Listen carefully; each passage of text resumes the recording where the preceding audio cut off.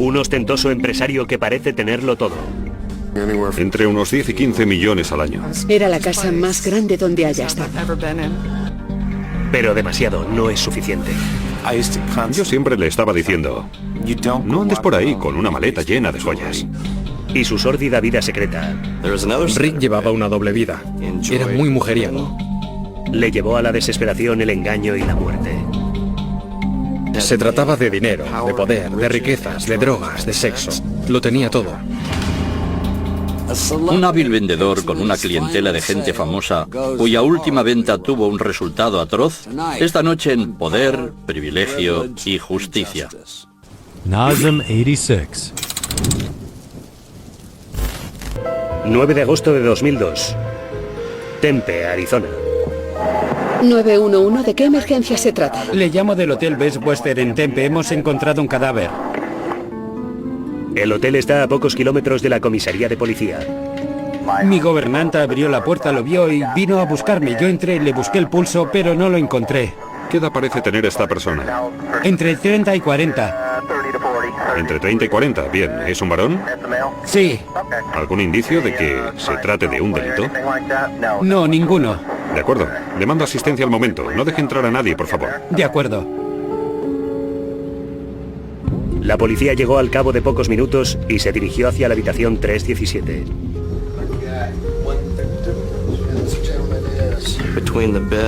Entre la cama y el tocador yacía el cuerpo de un varón blanco. A primera vista, el fallecido parece un cliente más probable del Ritz o del Carlton que del Best Western. Vimos que vestía muy bien. Con una camisa de seda con estampado de cachemira, unos buenos pantalones y calzado de calidad. Confirmaron que estaba muerto y descubrieron un solo cartucho vacío a poca distancia del cuerpo. Y estaba tumbado de bruces en el suelo, pero con las manos bajo el cuerpo, de manera que de entrada no pudimos descartar que se tratara de un suicidio y hubiera caído sobre la pistola. Dieron la vuelta al cadáver cuidadosamente. No había ninguna pistola, por lo que quedó perfectamente claro que se trataba de un homicidio. Sin embargo, las heridas de la víctima intrigaron a los investigadores. Vi una herida en un lado de la cabeza. Me pareció ser un golpe con la culata de la pistola. Pero también aparece un orificio de entrada de bala alrededor de la oreja de la víctima. Inmediatamente pensé que había sido un disparo accidental.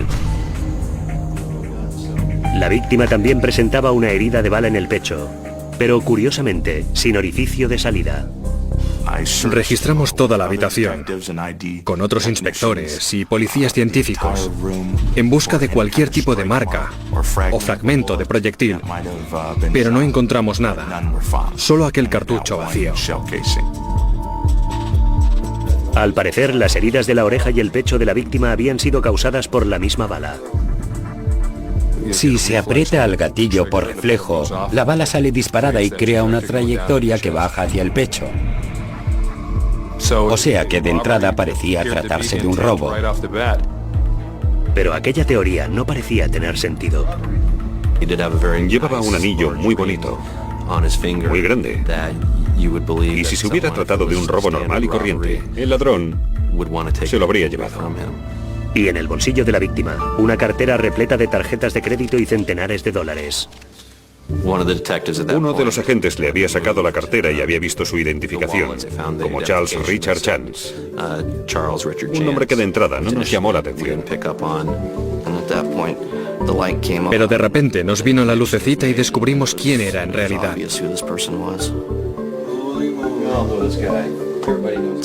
Alguien vio el retrato y al juntarlo con el nombre se dio cuenta de que se trataba de Rick Chance del anuncio de cristales. Hola, soy Rick de Empire Glass. Si nos deja cambiarle el parabrisas, le ofrecemos un descuento de $100 en el seguro del coche. Chance vivía en una mansión de Tony and Cave, Paradise Valley.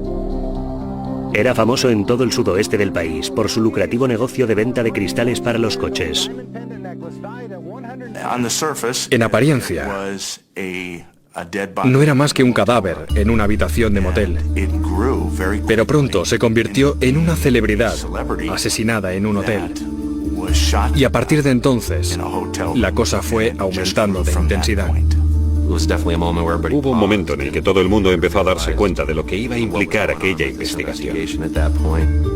Enseguida nos dimos cuenta de que aquel caso sería muy sonado, que estaría rodeado de mucha expectación. Nadie desearía marcharse de este mundo tumbado de bruces sobre la moqueta de un motel.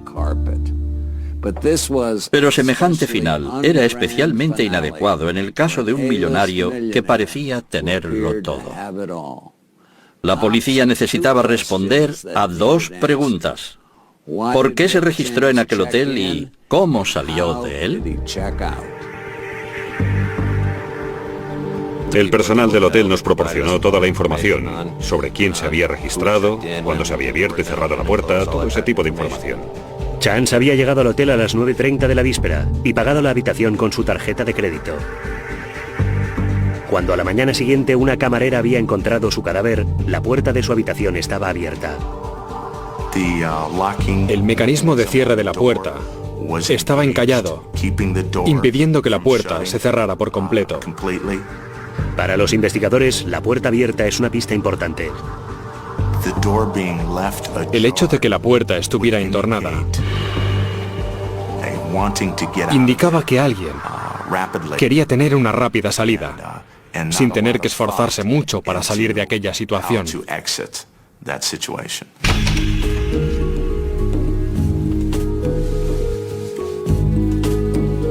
Tras estudiar de cerca cada centímetro cuadrado de la habitación, la policía sigue completamente desconcertada.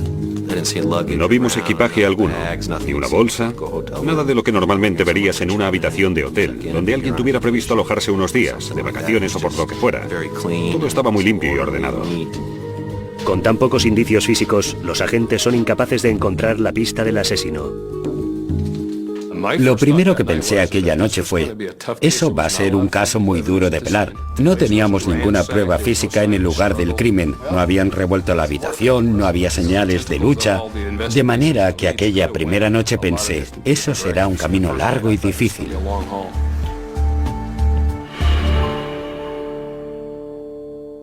El famoso vendedor de cristales había dejado en su estela una fascinante historia de suspense y misterio. Y todo el mundo, desde Tombstone hasta Tuba City, estaba ansioso de saber cuál sería el siguiente capítulo.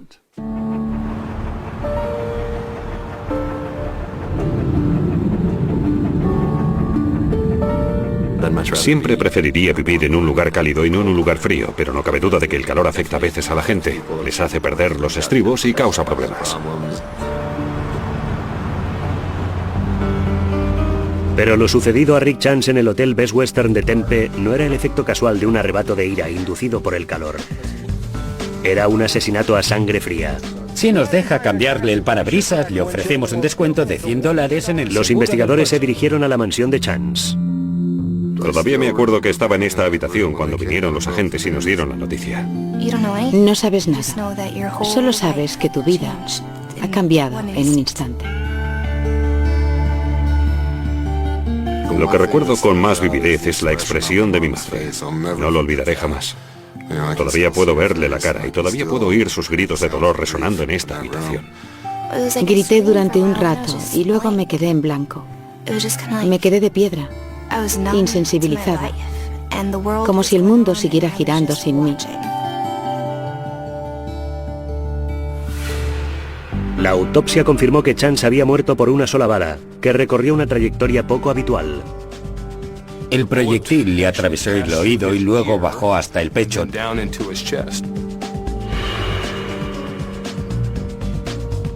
No fue al lado de la cabeza. El informe confirmó la impresión inicial de los investigadores, que el asesino había probablemente golpeado a Chance con la culata de la pistola antes de dispararle. Tenía un hematoma subdural en la cabeza. La bala le había atravesado el oído y había bajado hasta el pecho. Pero ¿quién tenía el motivo y la oportunidad para matarle? Al investigar los vídeos de seguridad del hotel, los agentes encontraron las imágenes de Chance en la recepción.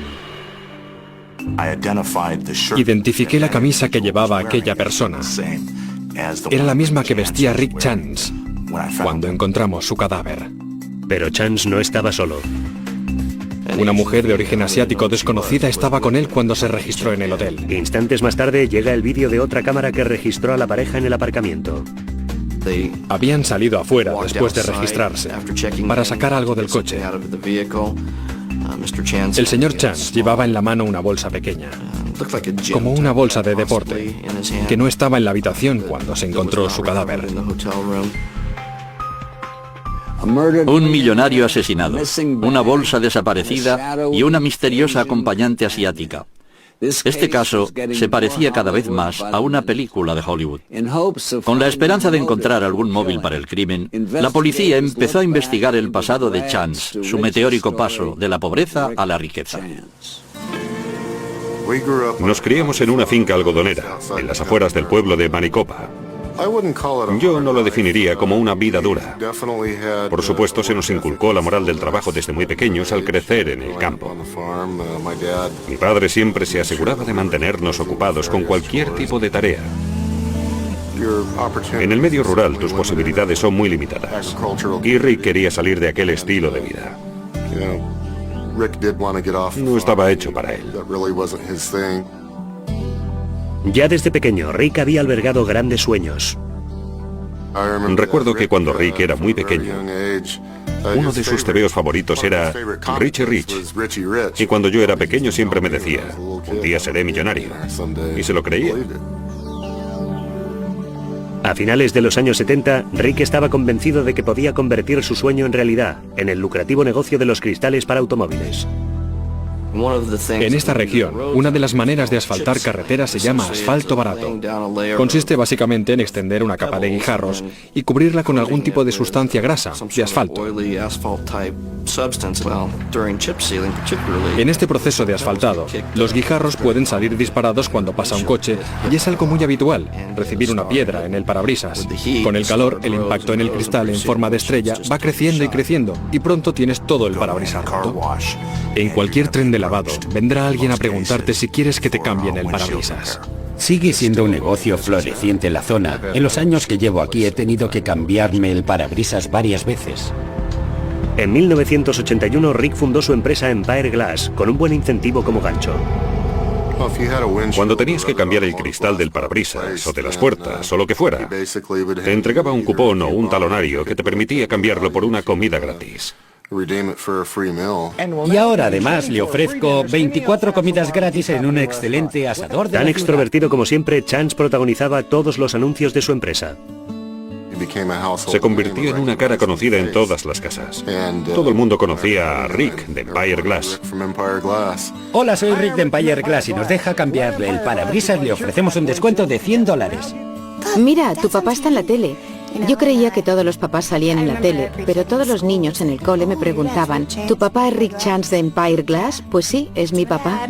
Le encantaba hacer estos anuncios. Era un perfeccionista. Y en cuanto lo tenga instalado tendrá una comida gratis. Recuerdo que en los años 80 llevaba cadenas de oro, la camisa desabrochada y anillos en 6 dedos de las manos. Y yo le decía, ¿pero estás de broma? Eso no está bien, ¿qué estás haciendo? Cada mercado televisivo de América tiene su propia versión de Rick Chance. Un ostentoso comercial con mucha labia, cuyos efectistas anuncios parecían grabarse en el inconsciente del espectador. Tanto si te encontraba como si lo odiaba, su campaña tenía un éxito arrollador. Sus anuncios eran muy eficaces porque iban dirigidos a la clase media americana. ¿Quién no querría obtener una comida gratis cuando tuviera que cambiar su parabrisas? La gente hablaba de él. Ese tío está regalando comidas gratis. Oye, pues yo voy y me rompo el parabrisas. Chance no tardó mucho en convertir su incipiente negocio en una floreciente empresa. Creo que sus ingresos brutos oscilaban entre 10 y 15 millones de dólares al año.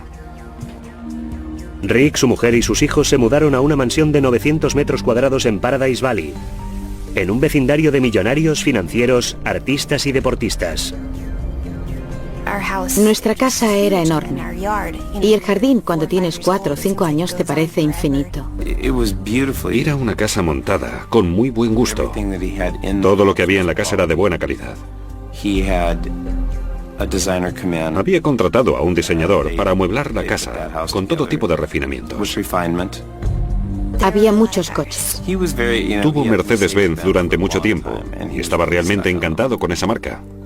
Para él simbolizaba haber conseguido lo mejor de lo mejor. Siempre tenía que ser algo especial. Tenía un Cliney, un Rolls. Eran modelos exclusivos o algo parecido. Y cuando se montaba en el Rolls Royce sabía que había conseguido lo mejor. Lo único que Rick Chance necesitaba era un mayordomo llamado Cadbury para vivir al pie de la letra su fantasía, el tebeo de su infancia. Pero detrás de sus coches de lujo y su enorme mansión, la vida privada del magnate del cristal empezaba a mostrar profundas grietas. En los días posteriores al misterioso asesinato de Rick Chance, los investigadores seguían intentando identificar a la mujer que estuvo con él la noche de su muerte. Mandamos el vídeo de la cámara de seguridad a todos los medios de comunicación locales y la imagen de la mujer de origen asiático salió en todas las noticias. Mientras tanto, también se enteraron de que Chance tenía un turbio episodio en su pasado. Un episodio en el que también estaba involucrada una mujer misteriosa en un hotel. El abogado del señor Chance dijo que 9 años antes se había liado con alguien, una mujer que le había drogado y le había robado todo lo que llevaba encima. El incidente había provocado la separación entre Chance y su segunda esposa en 1993. Fue un divorcio muy amargo, tan amargo que incluso podía tener algo que ver con el asesinato, o por lo menos se merecía que investigáramos. Chance había terminado accediendo a un generoso acuerdo con su exesposa, que incluía la próspera sucursal de Empire Glass en Denver. Pero pronto, Rick entró de nuevo en acción. Esta vez se fijó en una mujer divorciada llamada Jill Scott, que había ganado en el pasado el concurso de belleza de Miss América. En aquellos tiempos yo salía con alguien, pero se esforzó tanto en conocerme que aquello me gustó. Era guapísima. Era elegante y muy lista. Y yo quería ser como ella. Quería ser Miss América. Me mandaba flores, me llamaba a menudo. Y era tan romántico. Sabía cómo conquistar a una mujer. Con su abundante cabellera, su cuerpo de vértigo y su aura de celebridad, Jill Scott tenía todo lo necesario para ser una clásica esposa trofeo. Rick no perdió ni un momento, fue directo al grano. Fue muy intenso. Casarse al cabo de 6 semanas. Sí, sonaba divertido. La boda de la reina de la belleza y el rey del cristal se celebró en Las Vegas el día de San Valentín de 1996, en la pequeña Capilla Blanca.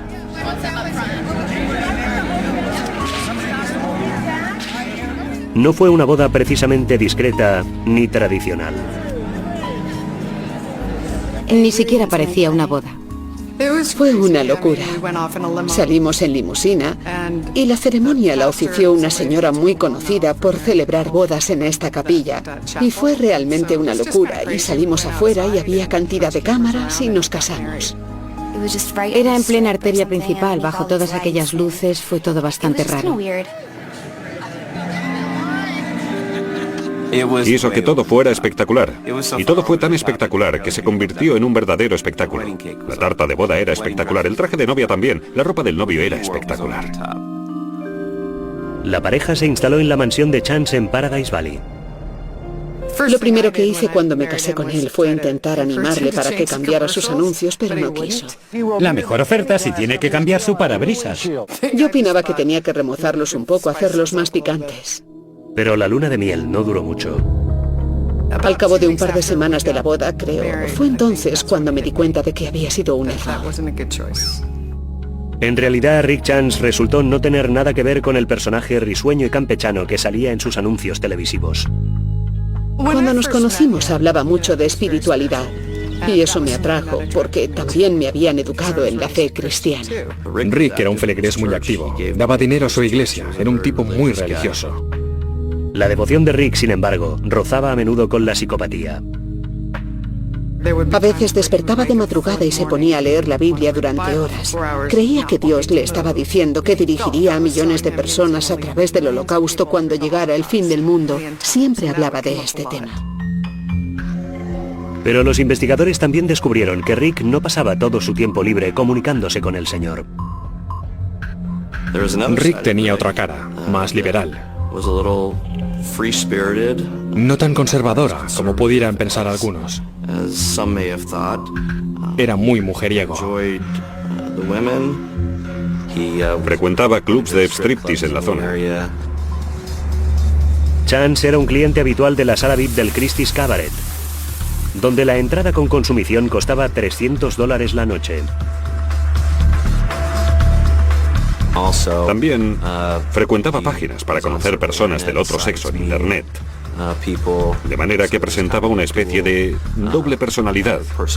Era una persona doble, o que vivía una doble vida, si puede decirse así. La nueva señora Chance pronto se dio cuenta de que aquello era mucho más de lo que podía abarcar. En cuanto a nuestra vida matrimonial resultó difícil. Yo no le conocía demasiado y tenía unos cambios de humor terribles. Algunos días, contó Jill Scott a la policía, su nuevo marido parecía estar profundamente deprimido. Me desperté una mañana y Rick estaba en posición fetal llorando. Yo no sabía qué le pasaba, no sabía cómo ayudarle a salir de aquello. Mientras otros días estaba completamente eufórico. Quería ser el gobernador y llamaba a la gente y les decía que iba a presentar su candidatura. Pero luego, de repente, sin saber cómo, se olvidaba por completo de la idea y se le ocurría otra cosa. Fuera lo que fuera, maníaco depresivo o megalómano, el hecho es que en aquella época Rick Chance no era el tipo con mayor estabilidad emocional de la ciudad. Un nuevo negocio estaba a punto de inyectar nuevos propósitos en su vida, pero, como la policía pronto descubrió, quizá le condujera también hacia la muerte. Al interrogar a la tercera esposa de Rick Chance, Jill, los investigadores descubrieron que a mediados de los años 90, el Rey del Cristal ya estaba involucrado en una nueva iniciativa empresarial, su propia línea de joyería. Rick era un hombre muy emprendedor. Siempre se le estaban ocurriendo nuevas ideas para hacer negocios. Su empresa de cristales para automóviles estaba en expansión. Era un hombre de éxito y le gustaban mucho las joyas. Le encantaban las joyas, me compraba muchas y decidió meterse en este negocio porque le gustaban. Rick opinaba que se podía ganar muchísimo dinero con las joyas. Pero Rick Chance no destacaba precisamente por su buen gusto. Casi todas sus joyas eran extremadamente vulgares. Casi todas eran modelos únicos.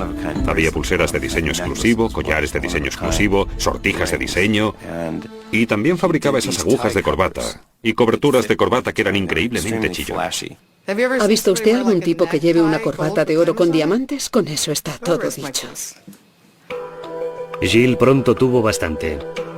Pedí el divorcio al cabo de 2 años y medio aproximadamente de nuestra boda.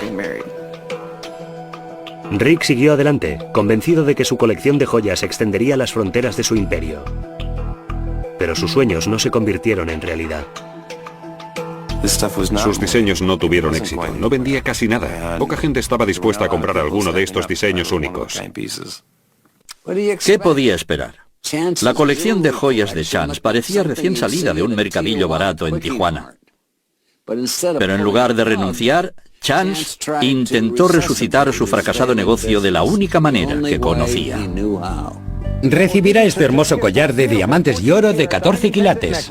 Cuando este plan también fracasó, Rick intentó otro método, llevar consigo las joyas para enseñárselas en directo a los clientes. Recuerdo que íbamos a Starbucks y él enseñaba sus joyas a la gente. Para mí era algo cotidiano, no me parecía nada raro. Pero otros estaban horrorizados por lo que consideraban un comportamiento irresponsable por parte de Rick. Siempre se lo estaba diciendo. No puedes andar por ahí con todas esas joyas en una maleta o en el maletero del coche. Te pasará algo. Una amiga mía me dijo, me he encontrado con Rick en un bar y estaba diciéndole a todo el mundo que las joyas que llevaba tenían un valor de $1 millón. Eso no se hace. Quiero decir, eso no es normal. ¿Quizá Rick había presumido de sus joyas delante de la persona equivocada? Los investigadores se preguntaban ahora si la maleta que desapareció la noche del asesinato estaba llena de joyas. Pero así era Rick. No tenía miedo de nada. Nunca le vi temeroso de nada. A pesar de su fracaso comercial, Rick estaba decidido a triunfar con esta nueva iniciativa, aunque eso implicara recurrir a la ayuda ajena. Había conocido recientemente a un par de empresarios de la costa este que iban a ayudarle a conseguir más publicidad. La policía investigó entonces los antecedentes de los socios de Chance. Eran personajes algo equívocos. Uno de ellos había sufrido varias bancarrotas, otro había quedado inhabilitado para el ejercicio de la abogacía. Pero mientras los investigadores comprobaban las coartadas de estos sospechosos, se produjo una apertura en la investigación. Un informante había identificado a la misteriosa acompañante de Rick Chance. Finalmente recibimos información. Se trataba de una chica que vivía en la zona de Phoenix. La mujer se llamaba Brandy Hungerford. Averiguamos que Brandy era una stripper local y que trabajaba en uno de los locales de striptease, Christie's Cabaret, en Phoenix.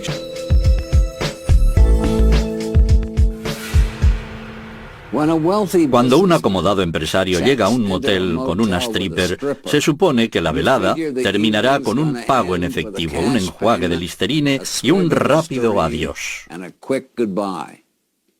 Pero esta vez terminó en asesinato, y la policía debía descubrir por qué. La policía había identificado por fin a la mujer que había sido vista con Rick Chance la última noche de su vida. Se trataba de Brandy Hungerford, de 26 años, una stripper local. Empezamos a seguirle la pista a través de sus amistades. También montamos dispositivos de vigilancia en sus últimas direcciones conocidas con la esperanza de localizarla. Finalmente recibimos información de mucha gente que conocía a Brandy Hungerford, indicando que posiblemente tuviera un novio en la zona. Acabamos identificándole como Robert Lemke.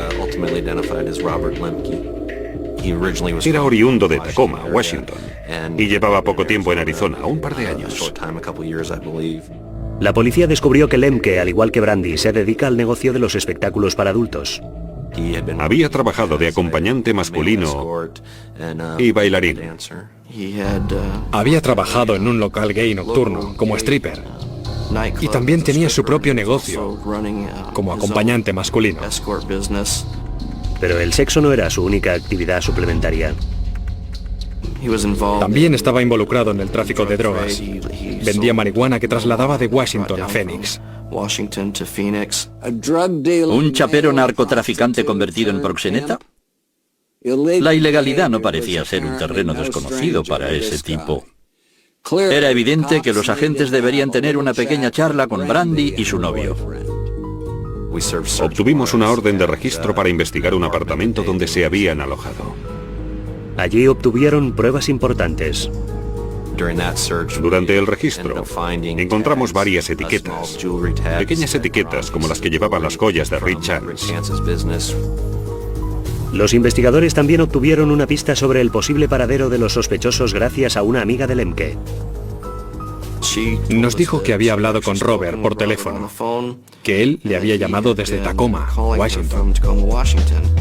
Al seguir la pista de la llamada, la policía localizó por fin a la pareja en un apartamento de Tacoma. Hungerford fue detenida una semana exacta después del asesinato de Rick Chance. La señorita Hungerford está acusada de haber huido de la justicia.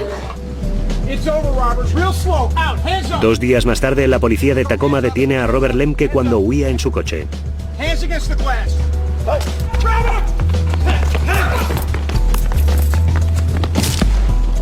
Arrestado y esposado, ingresa en la cárcel local.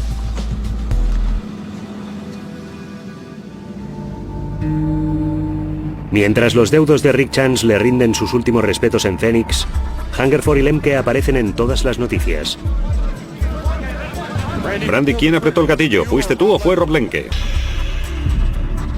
Lemke llevaba encima la tarjeta comercial de Rick Chance. Pero también había algo todavía más revelador. Un par de relojes que pudimos demostrar que habían pertenecido a Rick Chance. Lemke se niega a responder a las preguntas de la policía, mientras que Brandy empieza a hablar enseguida cuando le preguntan por las joyas. Puedo decirles que hay ciertas piezas que estoy casi segura de dónde han ido a parar, como la sortija que Rick llevaba. Se mostró muy cooperativa, parecía estar muy arrepentida. Dijo que habían obrado muy mal. Lo hago porque me siento muy mal. Vale, ¿es lo correcto? Sí, es lo correcto. ¿Nos está diciendo la verdad? Les estoy diciendo la verdad. Brandy dio a la policía muchos detalles específicos sobre muchas de las joyas que habían robado a Chance. ¿Recuerda qué tipo de cara había en ese Rolex de oro? Solo puedo decirle que era de oro y que llevaba un círculo de diamantes alrededor de la cara. ¿Podría dibujarlo? Estoy dispuesta a hacerlo. Durante el interrogatorio, Brandy incluso identificó la bolsa de nylon que llevaba Rick Chance aquella noche al llegar al hotel con las joyas. ¿Dónde está ahora esa bolsa? No lo sé. ¿Dónde la vio usted por última vez? En el apartamento, es allí donde la vi por última vez. ¿No era fantástico? La cómplice de un asesinato con remordimientos de conciencia. Es increíble lo locuaz que se vuelve la gente si espera que le rebajen la condena. Brandy se manejaba tan bien con el sistema judicial como con la barra vertical en el cabaret de Christie. ¿Y dónde está la pistola ahora? Se la dio a su amigo Dan en Arizona cuando... ¿Quién es Dan? Un tipo que le compra hierba. No pudo darnos una dirección concreta. Pero creo que si me doy una vuelta por la zona podría reconocer la casa. Robert le enseñó la pistola y Dan la quería. Primero Robert le preguntó a Dan si podía guardársela, pero luego dijo que podía comprársela. Enviamos a varios agentes que buscaron por todas partes intentando encontrar la casa o el arma homicida. Pero la pieza clave del rompecabezas seguía eludiendo a la policía, que decidió entonces investigar las llamadas telefónicas realizadas por Lemke desde la cárcel. Pero en estas llamadas solo parece hablar de una cosa, de pizza. Intrigados y frustrados, los investigadores tienen entonces un golpe de suerte. Me llamó un abogado defensor que no tenía nada que ver con el caso, pero me dijo que tenía un cliente con cierta información. El soplo permitió al agente Bax encontrar enseguida al colega de Robert Lemke. Yo le dije, oye, sé que Lemke vino aquí y sé que te entregó una cosa, y él me contestó, sí, me trajo una pistola, me la trajo dentro de una caja de pizza. Por fin se aclaraba el misterio de la pizza carcelaria. Creo que cuando Lemke llamó por teléfono, preguntando por la pizza, debía creerse muy listo y astuto. Dile que busque el número de Dan y que le llame. Pero al contrastarlo con la información sobre la pistola y la forma en que la había entregado, no era una forma demasiado ingeniosa de hablar del tema. Dile que le llame antes de que esa puta mierda empiece a apestar toda la casa. Tienes que coger la caja de la pizza y sacarla de la casa. Los investigadores mandaron la pistola y la bala recuperada en el cadáver de Rick Chance al departamento de balística. Y confirmamos que Rick Chance fue asesinado con esa pistola. Es que yo no lo hice, joder. Es esa mala puta que me está acusando en falso. Era casi como una confesión. Era estupendo, porque no había motivo alguno para decir eso, aparte de lo que creíamos que era. Un mensaje para que se deshiciera del arma homicida. Brandy y su novio bisexual Robert habían obviamente creído ser capaces de ocultar el crimen y escapar a la policía. Pero esta esperanza se desvaneció tan deprisa como la ropa que se quitaban en su trabajo. El caso iba a juicio y Brandy prometía revelarlo todo. A finales de 2007, más de 5 años después de la muerte de Rick Chance, la fiscalía presentó su alegato contra el supuesto asesino, con la ayuda del principal testigo de cargo, Brandy Hungerford. El plan era que Robert robara a ese tipo. ¿Ese había sido el plan desde el principio? La acusación afirmó que el plan llevaba meses preparándose, cuando Brandy respondió a uno de los anuncios con los que Rick promocionaba sus joyas. ¿Cuántas veces se encontró con Rick siguiendo este plan de conquistarle antes de la noche en el hotel? Me encontré con Rick 4 veces. Vale, y al citarse con él, ¿qué pretendía usted? Pretendía conquistarle. Bien. Para su quinta cita, Brandy planeaba mezclar el placer con un poco de negocio. En principio habían quedado para ir a cenar. Luego se dirigían al hotel donde ciertos amigos de Brandy querían ver las joyas. Era una pareja de amigos que estaba a punto de prometerse y querían anillos de compromiso. Pero todo era una trampa. De hecho, los supuestos amigos que iban a casarse no existían, ni nadie que quisiera ver las joyas. Solo estaban Brandy y Rick, que había salido de su mansión hacia las 6 de aquella tarde. Me dijo que iba a salir, que tenía que ir a una reunión y que volvería tarde. De manera que le di un abrazo y papá me dijo que bien hueles.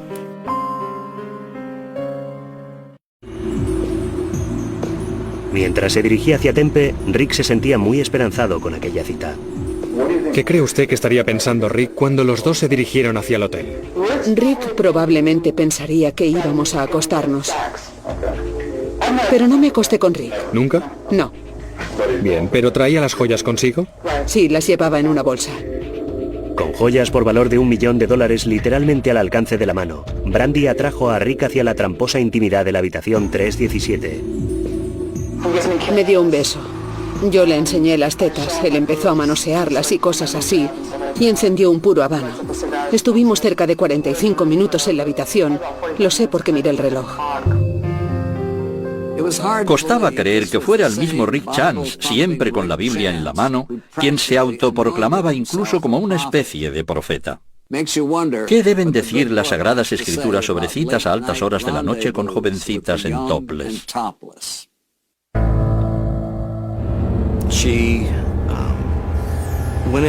Ella se metió en el baño y llamó a Robert por el móvil para decirle dónde estaban.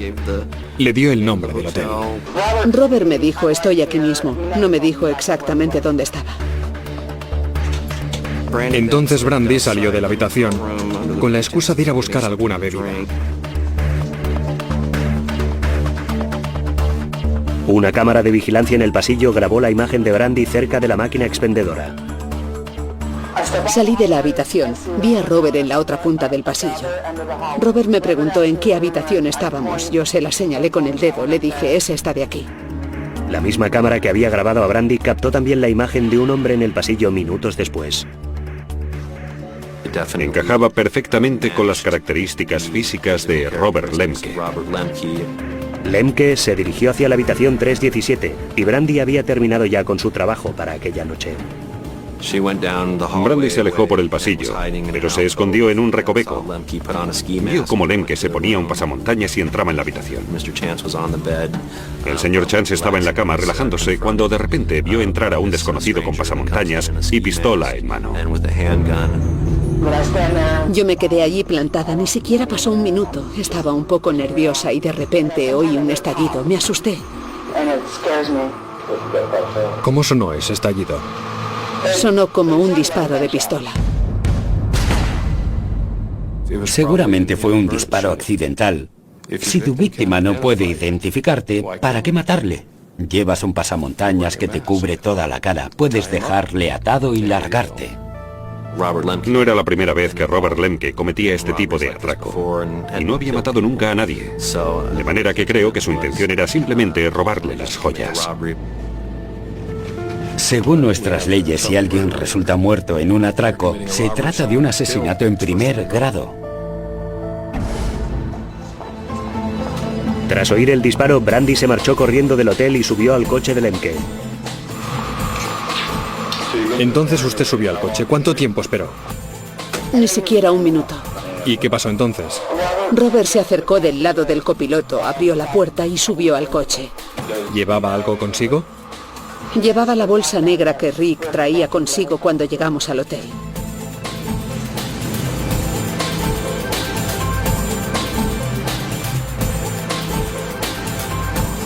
Brandy y Lemke regresaron entonces a su apartamento.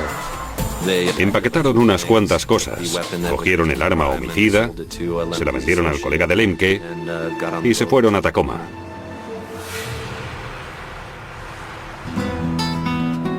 Delatado por su antigua novia, Robert Lemke se declaró culpable. Por el crimen, está cumpliendo una condena de 25 años a perpetua con la posibilidad de la condicional, y está cumpliendo 32 años por la posesión de objetos robados.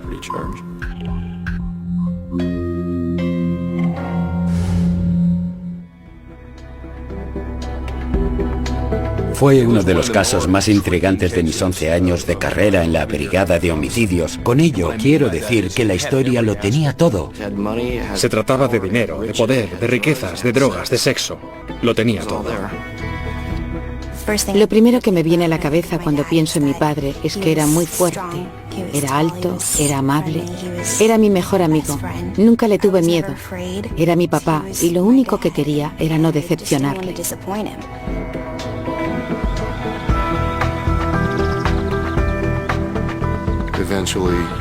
Al fin y al cabo se ha hecho justicia. Y por fin mi familia ha visto un fin a todo este asunto. Podemos empezar a recuperarnos de este gran dolor para seguir adelante con nuestras vidas. Obviamente soy un poco parcial porque se trataba de mi hermano. Pero la historia habla por sí misma. Era una persona única. Seguramente no encontraré en toda mi vida una persona parecida a mi hermano.